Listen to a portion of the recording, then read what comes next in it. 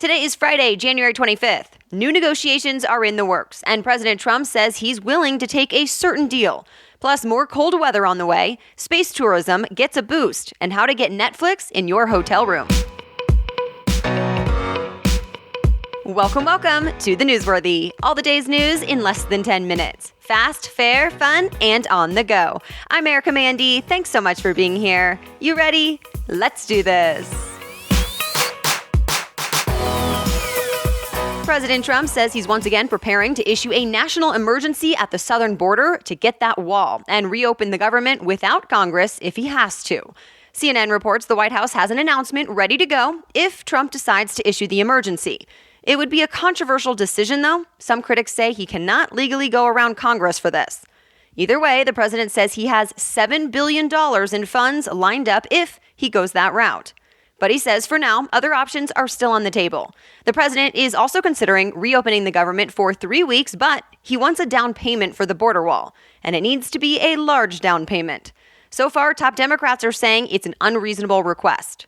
Already yesterday, the Senate voted on 2 bills that would end the shutdown, but they both failed.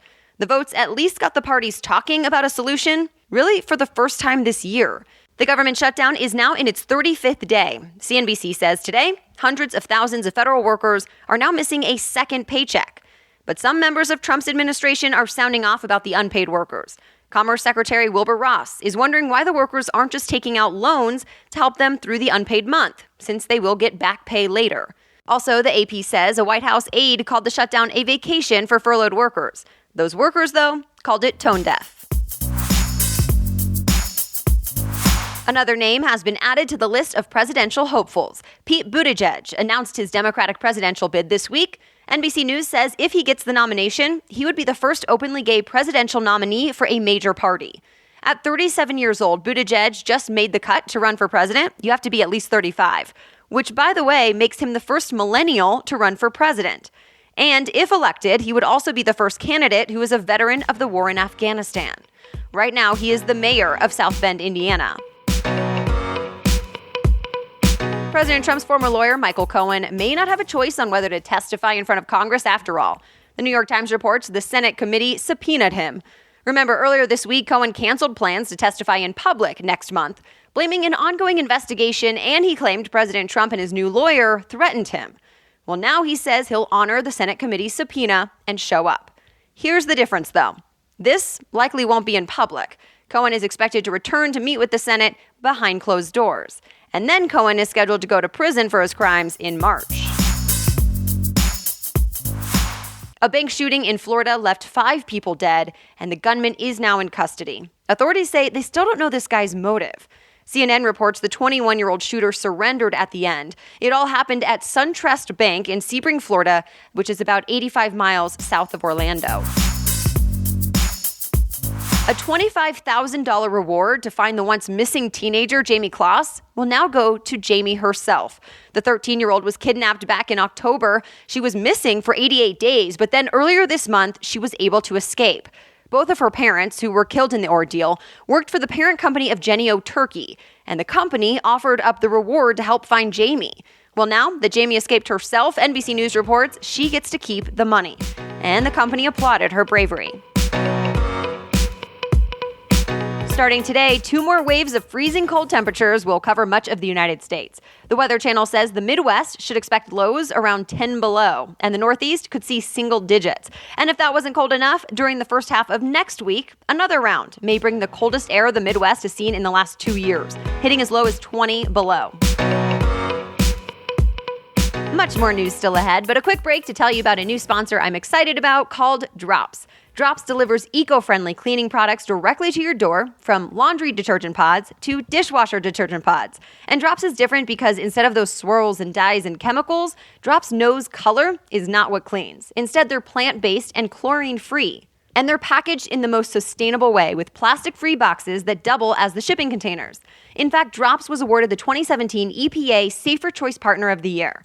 On top of all of that goodness that you can feel really great about, I just like that they're super easy to use. No measuring or messy pours or heavy bottles to lift. I can just grab one and go. There are even all-natural, reusable wool dryer balls that save time and money. So get 30% off your first order when you go to drops.com/newsworthy and enter the code newsworthy at checkout. That's drops with 2 Ps, drops.com/newsworthy, and enter the code newsworthy for convenient plastic-free cleaning. Now back to the news. If you could go to space, would you? You may actually have that chance sooner than you think. Amazon CEO Jeff Bezos also owns the rocket company Blue Origin, and Space.com reports he expects to send passengers up to the edge of the atmosphere by the end of this year. Blue Origin just completed its 10th test flight, and it all went well. A rocket that could carry about 6 people flew 66 miles above Earth in this test. There is competition in the space tourism industry, though. Richard Branson's Virgin Galactic also plans to use a rocket-powered plane to fly people to the edge of space. It already sent 2 pilots up on a test run back in December, and now the company plans to charge about $250,000 a ticket for passengers. Google says it'll fight a $57 million fine for an alleged privacy violation.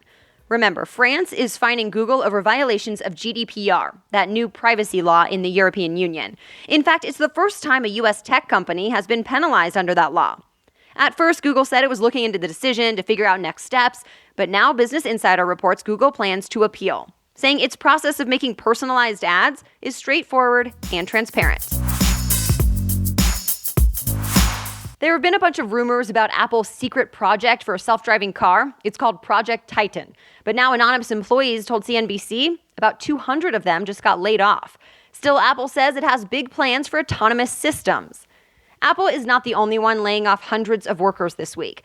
BuzzFeed also just let 200 people go, which is about 15% of its workforce.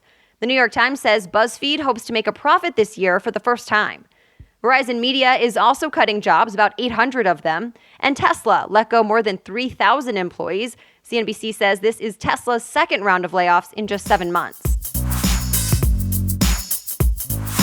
Happy birthday to the Mac computer. It turned 35 this week. Mashable says the first Apple Macintosh sold in 1984 for $2,500, the equivalent of $5,000 today. TechRadar says it was 14 inches tall and weighed 16.5 pounds. The Mac computer was the first to have a built-in screen and a mouse. Netflix and Hilton are teaming up thanks to the first-of-its-kind partnership. TechCrunch says guests can log into their Netflix accounts through Hilton's app and control what plays on the room's TV. And remember, the HBO series Sopranos, that was groundbreaking at the time? Well, a prequel film is now in the works. And guess who's playing the young Tony Soprano? The original Tony's real-life son, or in other words, the late James Gandolfini's son, Michael. Deadline reports Michael says he is honored to carry on his dad's legacy with the new film. Roll out the red carpet again. The SAG Awards are this weekend. The 25th annual SAG Awards will honor the best achievements in film and TV, but unlike the other award shows, actors themselves vote on who wins. Megan Mullally from Will and Grace will host this show at 8 p.m. Eastern this Sunday on TNT and TBS. Oh, and also in the film world, the Sundance Film Festival is breaking records this year with more than 14,000 submissions from 152 countries. The festival is held in Utah and showcases independent films. The Atlantic says stars like Zac Efron, Keira Knightley, and Jake Gyllenhaal are in some of the premiering indie films. The festival started Thursday and runs through February 3rd. And that's it for today. Thank you so much for listening. And of course, if you want to read more about the stories we talked about, just go to the homepage of thenewsworthy.com. From there, click episodes and look for today's date. The Newsworthy is ready for you to listen every weekday by 4 in the morning. I'll be back with more news on Monday. Have a great weekend.